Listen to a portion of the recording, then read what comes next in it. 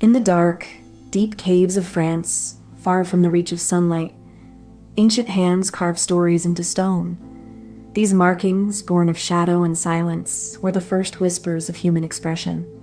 They did not paint for beauty, nor for fame, but for something deeper, a need to mark time, to connect with something greater than themselves, perhaps even to speak to the unseen.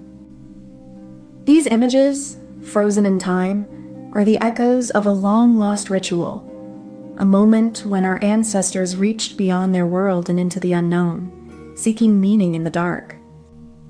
We stand here now, separated by tens of thousands of years, yet something in us still feels the pull of that primal need to create, to remember, to leave a trace.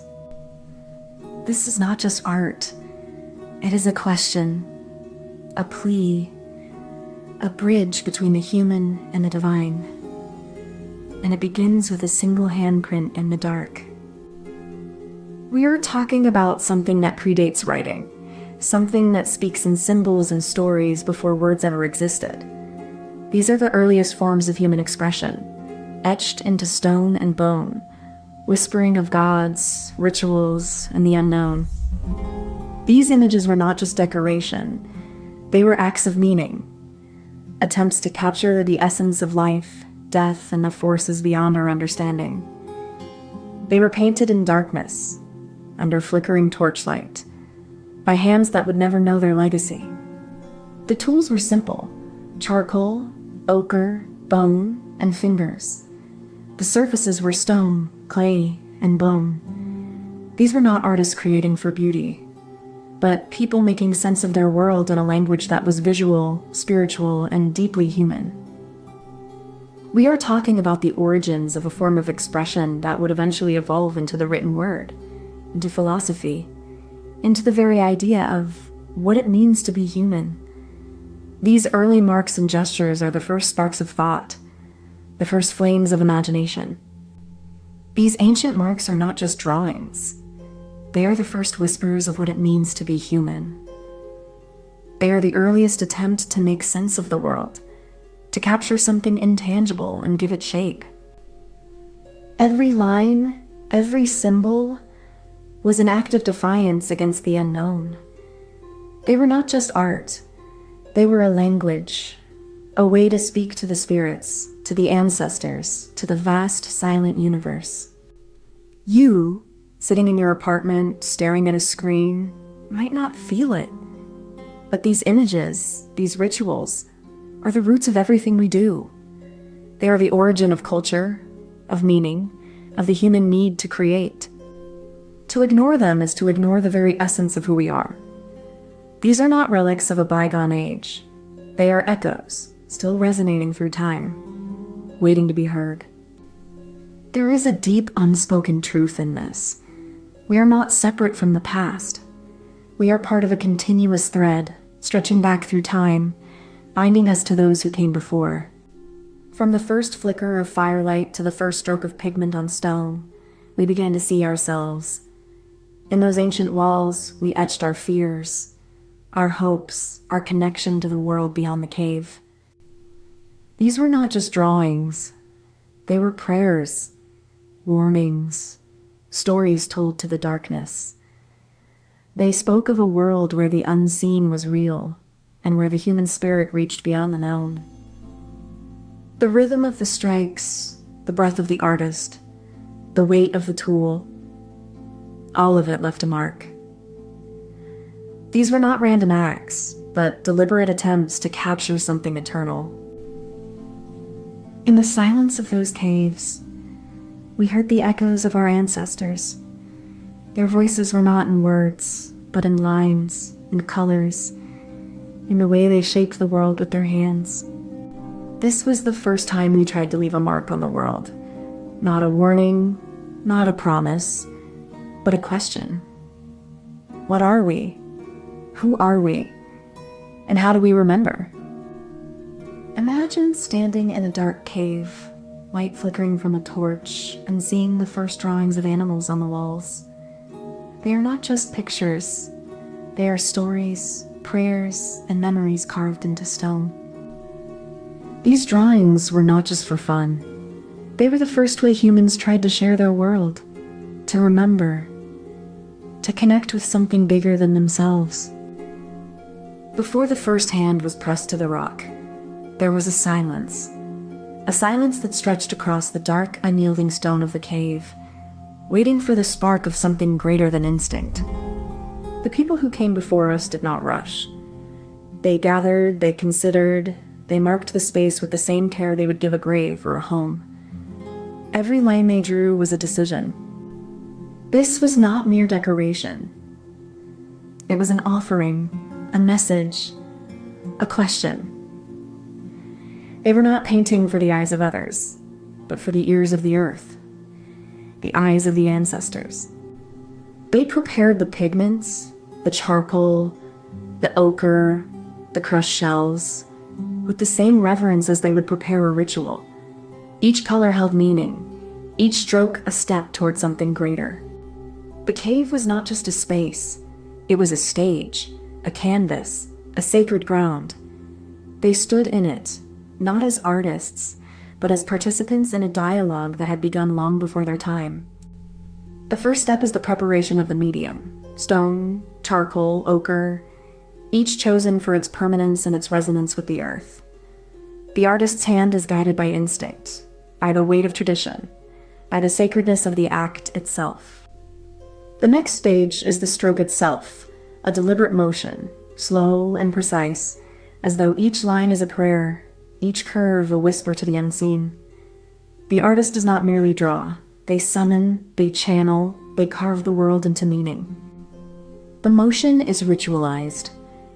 Each stroke a repetition of ancient gestures, each mark a reenactment of the first time someone etched the world into stone. It is not art for art's sake. It is an offering, a sign, a seal of the human spirit. In this act, the artist becomes both creator and observer. They are not separate from the image, but part of it, as if the cave itself is a living body, and the marks are the breath of its soul, the echo of its memory. The clever twist lies in the interplay between what is seen and what is felt. These artists did not merely record, they transformed. They used space, light, and shadow to create an immersive experience. The figures are not flat. They are layered, some overlapping, others partially hidden.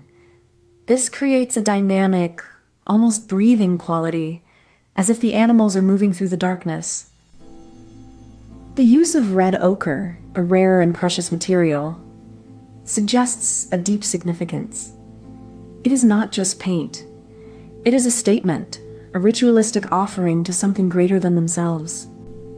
This is where the sacred meets the creative. The act of making these images becomes a form of communication, a dialogue between the human and the unknown, the earthly and the eternal. In this moment, the artist becomes both creator and participant in a mystery older than words. The cave is not just a space, it is a stage, a temple, a memory. Beneath the surface of pigment and handprint lies a science older than time itself, a silent pulse of life, death, and transformation. These caves were not just walls, they were membranes of a hidden world. The earth remembers what we have forgotten. In the chalk and ochre, there is a rhythm that speaks of breath, of heartbeat, of the slow, steady motion of life and decay. The science of these markings is not in their form, but in their function. They are not just images. They are maps, markers, a language written in stone and pigment, carrying the weight of meaning across millennia. We stand here, centuries removed, and yet we can still feel the echo of that first brushstroke. It is not just history, it is a whisper from the past, urging us to remember how we once saw the world. Imagine a world where the first stories were not written on paper, but etched into stone. These early humans saw the world through the lens of ritual and reverence, not logic or reason. Their language was not just words, but movement, color, and sound, a form of expression that spoke to something deeper than mere communication. This is the moment we lose, the point where art and ritual became one, where expression was not for others, but for the self, for the spirit, for the world. We look at these images today not as art, but as remnants of a language long forgotten, a way of seeing the world that was never meant to be understood, only felt. So let us not try to decode it, but to feel it, to recognize that in those first marks there was a spark, not of intelligence, but of connection. Comment this emoji if you made it to the end. Imagine a world where the stars were not just points of light, but keys to understanding the universe. This is the world before the Renaissance, where knowledge was locked away in monasteries and the cosmos was a mystery. Then, in the 14th century, something shifted. A spark ignited in the minds of thinkers, artists, and scholars, reshaping the very fabric of human thought. This was not a sudden explosion, but a quiet revolution, a rekindling of curiosity, a return to the classical world, and a bold leap into the unknown. Art, science, and philosophy converged, not as separate domains, but as interconnected threads in the same grand tapestry of human discovery. It was a time of paradoxes, of both wonder and doubt, of creation and destruction. But one thing was certain: the mind was awakening. This is the story of how the mind, once bound by chains of tradition, began to think freely, and how that thought changed everything. So what exactly are we talking about? The Renaissance wasn't just about pretty paintings or grand cathedrals. It was a radical shift in how humans saw themselves in the world. It was the moment when thinkers began to question long-held truths, not just in religion, but in nature, politics, and the very nature of knowledge itself. Art and science were no longer separate worlds. They were two sides of the same coin, each illuminating the other in the pursuit of truth. This was not a sudden breakthrough, but a slow, deliberate awakening. A reawakening of the human spirit after centuries of stagnation. It was a time when the boundaries of the known world began to expand, and the mind itself became the greatest frontier to explore. You might think this is just history, but the Renaissance isn't just about beautiful paintings or clever inventions. It's about how we think, how we question, and how we decide what matters. Every time you pick up a book or challenge a belief, you walking in their footsteps. These thinkers didn't just change art or science. They changed the way we see the world. They asked, why and what if? And that same curiosity is what drives us today, even if we don't always realize it. You don't have to be a scientist or an artist to feel the weight of their legacy. Their questions are still with us, about truth, power, and what it means to be human. And that's why we should care. The Renaissance wasn't just about the past, it's about the present. Every time we choose to think deeply, to question, to create, we're participating in that same revolution of the mind. We begin in the shadow of the medieval world, where the church held dominion over knowledge and truth. The mind was a prisoner of dogma, yet within this cage, the spark of curiosity flickered, waiting for the right moment to ignite. Then came the fall of Constantinople, and with it, the exodus of scholars and texts to the West. The floodgates of knowledge opened, and the Renaissance was born from the wreckage of the old world. In the workshops of Florence, artists like Da Vinci and Botticelli redefined the human form, blending science and beauty in ways never before imagined. Their hands were the bridge between the spiritual and the empirical. Meanwhile, in the quiet corners of universities, thinkers like Copernicus and Galileo dared to question the heavens. Their ideas were not just scientific, they were existential, challenging the very foundation of human understanding. The Renaissance was not just an age of art or science, It was a revolution of the mind. It reshaped the way we see the world, and in doing so, it set the stage for everything that would follow. Imagine a world where people started to see the world not just as it was, but as it could be. It was like they had a new pair of glasses, and everything looked different. They began to ask questions about the stars, the earth, even about themselves. It was like they were trying to solve a big puzzle, and every piece made them wonder more. This was not just about art or science. It was about thinking in a new way. It was like they were learning to dream with their eyes open.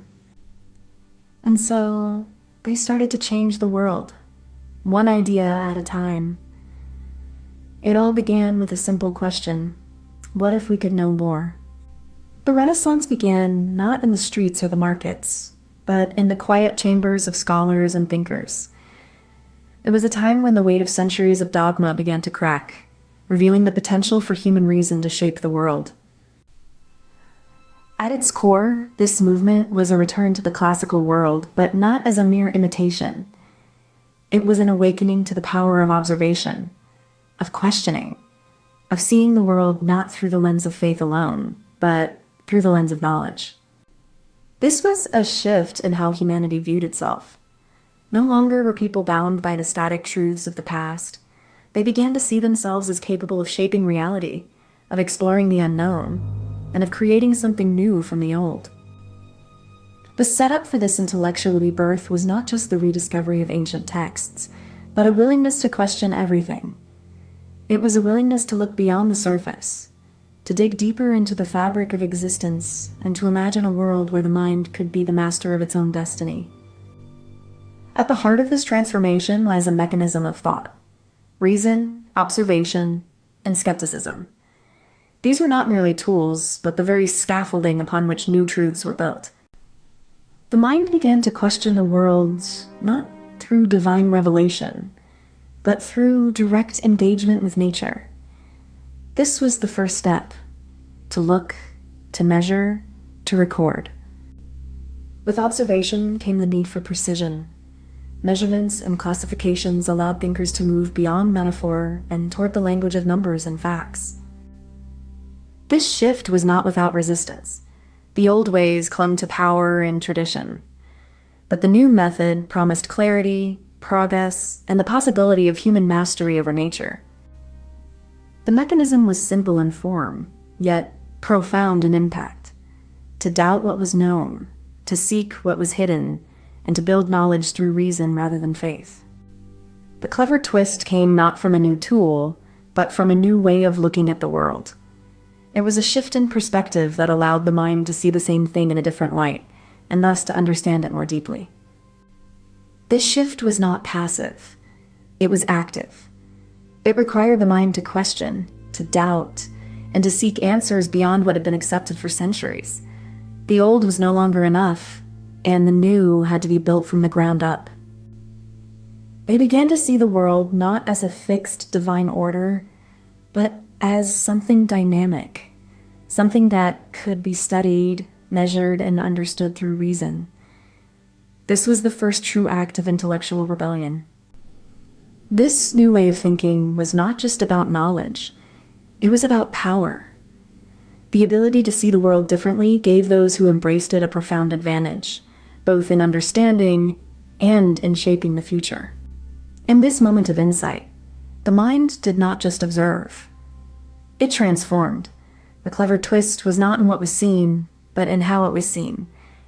And in that, the Renaissance of the mind was born. Beneath the grandeur of art and philosophy, a quiet revolution in understanding was taking shape. It was not just the brush or the book, but the mind itself that was being reimagined. In the silent hours of the night, scholars hunched over their work, pushing the boundaries of what was known. They were not merely recording the world. They were trying to understand its very fabric. Mathematics, once seen as a tool, became the language of the cosmos. Numbers and equations were no longer abstract, but the very pulse of the universe, whispering secrets to those who dared to listen. This was not just a shift in thought. It was a transformation of being.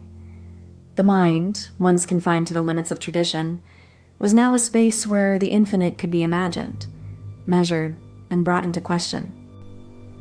Imagine the mind as a vast, dark room, its walls lined with closed doors, each one representing a different field of knowledge.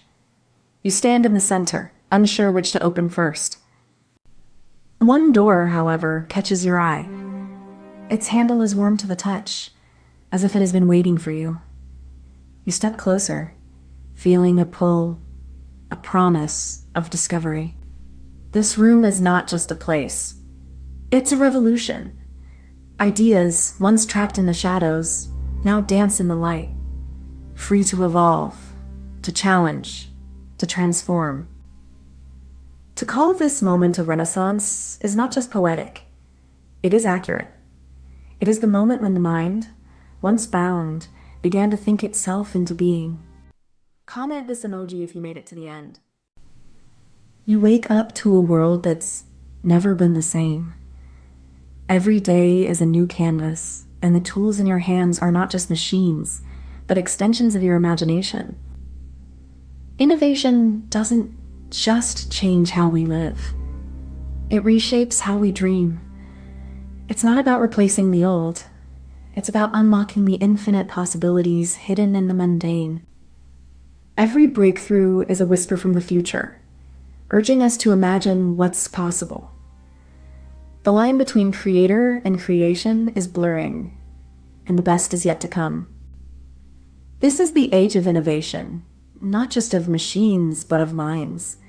And in this new era, every idea has the power to shape the world. We're talking about the moment when technology stops being a tool and becomes a canvas. It's not just about making things faster or smarter. It's about unlocking new ways to see, feel, and create. This isn't just about gadgets or apps. It's about the quiet revolution happening in the spaces between ideas. When a tool is so intuitive, it disappears, and the act of creation becomes pure expression. We're talking about the way technology has become the silent partner in every creative act. Not the star, but the enabler. It's the invisible hand that lets us reach further, see deeper, and imagine more. Innovation isn't just about building something new. It's about reimagining what's possible. It's about the courage to let go of the old and embrace the unknown, even when it feels like the world is shifting beneath our feet. You think you're just watching a video, but you're actually part of a revolution. Every click, every share, every like, those are sparks in a fire that's lighting the way for the next generation of creators. You're not just a spectator. You're a collaborator. Your attention is fuel, your engagement is energy, and your curiosity is the compass guiding others toward new possibilities. The tools we use today are the raw materials of tomorrow's dreams. What you see now is just the beginning of what your imagination can shape. You're not just watching the future. You're helping build it. Every time you engage, you're giving someone else the courage to create, to explore, to redefine what's possible. Innovation isn't just about technology. It's about people.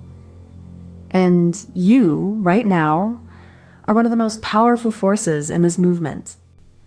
We begin in 1895, when the Lumiere brothers showed the world its first moving image. A flickering light in a dark room, and suddenly, time itself was captured. Then came the 1920s, when the magic of sound joined motion. A silent film becomes a symphony of voices, bringing stories to life in ways never before imagined. In the 1960s, the personal computer was born. A box on a desk, a blinking cursor, and the first steps toward a world where anyone could create. The 1990s brought the internet, and with it, a global stage for voices, art, and ideas. The world was no longer just seen, it was connected. Today, AI and virtual reality are redefining what it means to create. The boundaries of imagination are no longer walls, they're bridges. Imagine you're building a castle out of blocks, but instead of just stacking them, you can make them glow, move, or sing. That's what technology does for creativity. It lets you make your ideas come to life in ways you never thought possible. You don't need to be a wizard to make magic. All you need is a spark of imagination and a little help from tools that can turn your dreams into something you can see, hear, or feel.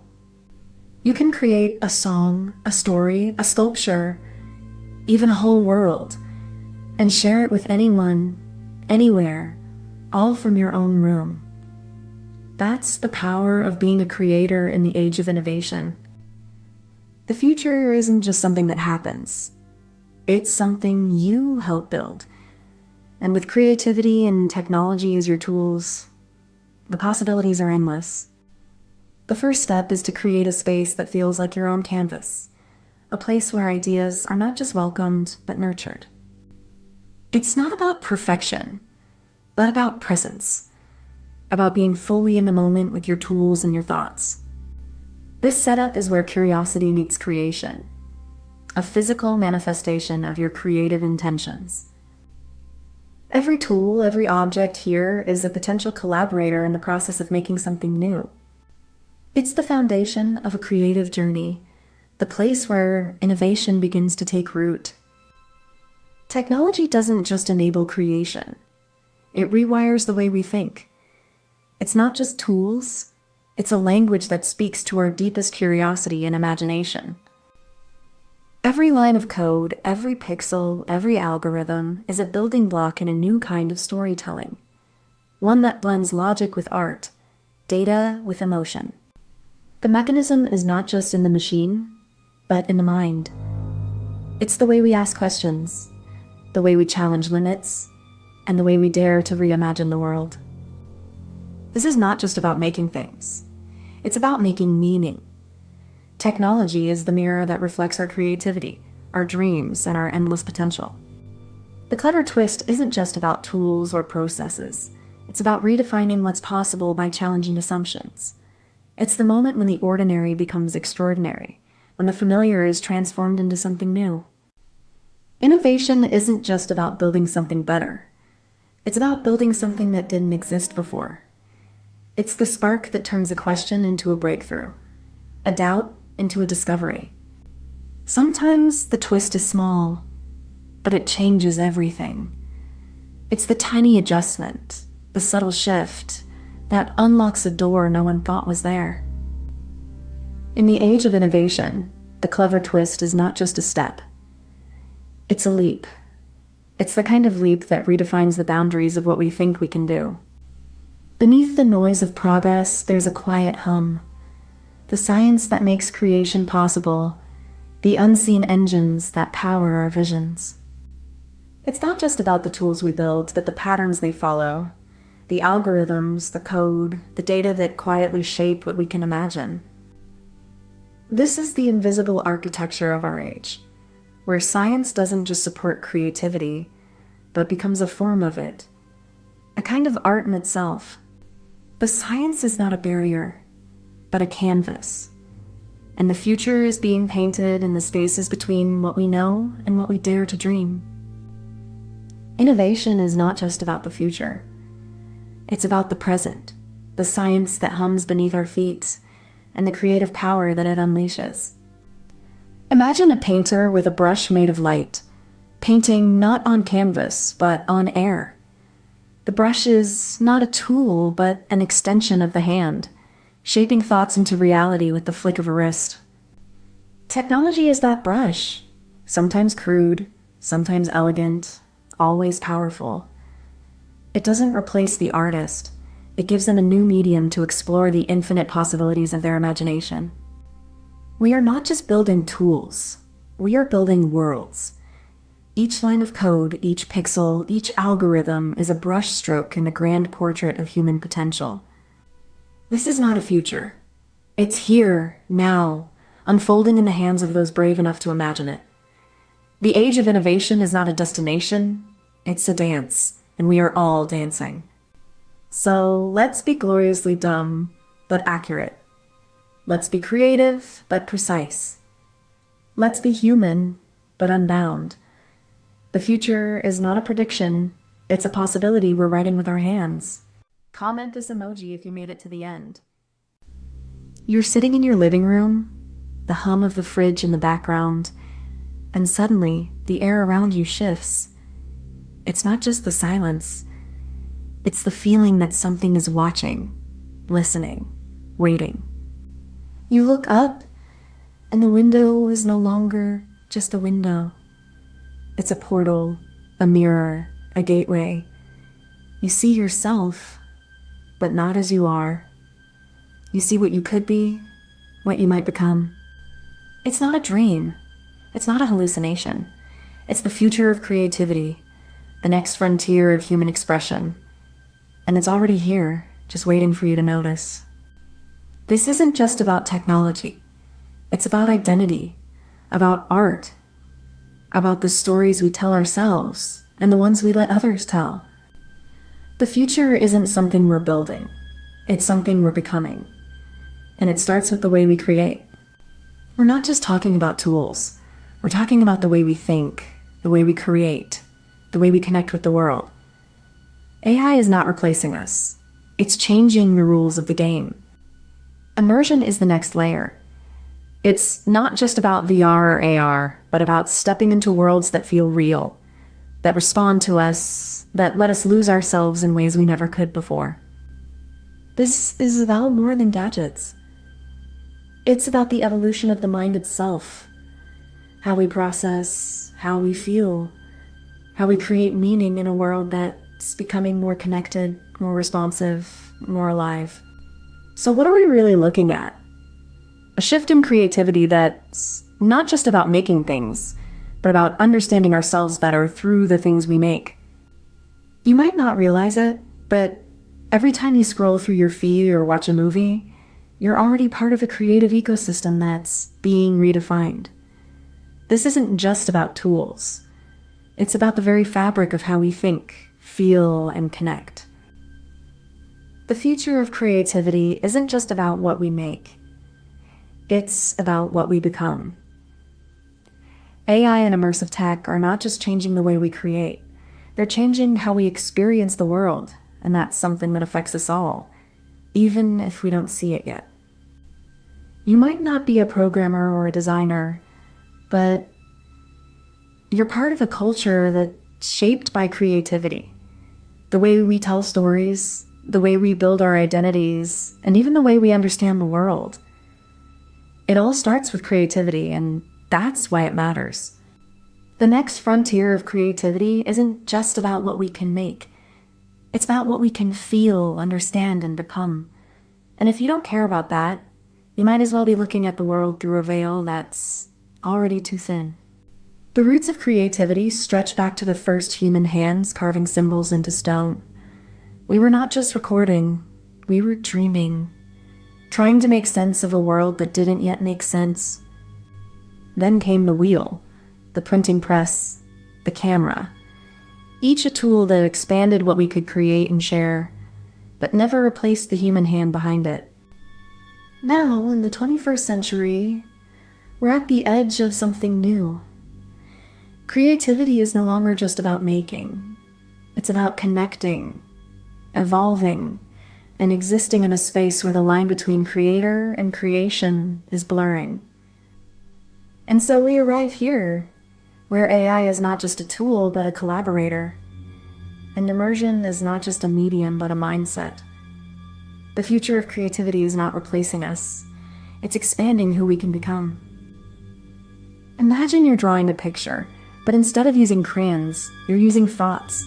You just think about a bird and it shows up in the sky.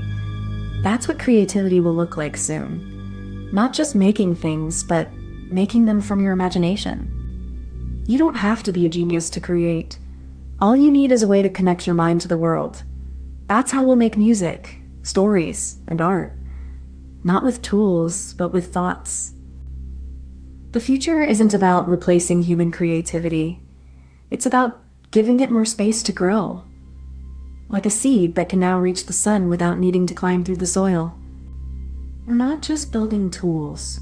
We're building a bridge between our minds and the world, between imagination and reality. And that bridge is going to change everything. The first step is setting the foundation: a quiet room, a single chair, and a screen that reflects the mind's eye. This is where the digital and the human begin to align. Here, the user is not just an observer, but a participant. Their presence a quiet signal that the system is ready to begin. It's the moment between breath and thought, between silence and story. The system is not just reacting to the user. It's listening, learning, and responding in real time. This is where the first note of the symphony is played, and the silence is the most powerful sound of all. This is the beginning of a new kind of dialogue. Not spoken, not written, but sensed, felt, and imagined. The setup is not about technology alone, but about the human condition in a world where the future is being built with every breath. At the heart of this system is a neural network that learns from every interaction, refining its ability to predict and respond in ways that feel intuitive and human. This network isn't just reacting. It's building a kind of memory, a map of what works, what feels real, and what can be imagined next. Every input, every choice, is a thread in a growing tapestry, part of a system that understands not just what you want, but what you might need to feel truly seen. This mechanism is not about replacing the human, but about expanding the space where creativity can live, breathe, and evolve. It's a bridge between the tangible and the imagined, between what we know and what we might yet become. The clever twist isn't in the code or the data. It's in the way we ask the question. We don't just want AI to mimic creativity. We want it to expand the very definition of it. It's about collaboration, not replacement. The next frontier isn't a machine that creates. It's a machine that helps us create, offering new tools, new perspectives, and new ways of seeing the world. This is where the real magic happens. Not in the algorithm, but in the relationship between human imagination and artificial intelligence, where the boundaries blur and new possibilities emerge. The clever twist is in the humility to ask, what can we learn from each other? What can we create together? And how might that shape the future of creativity itself?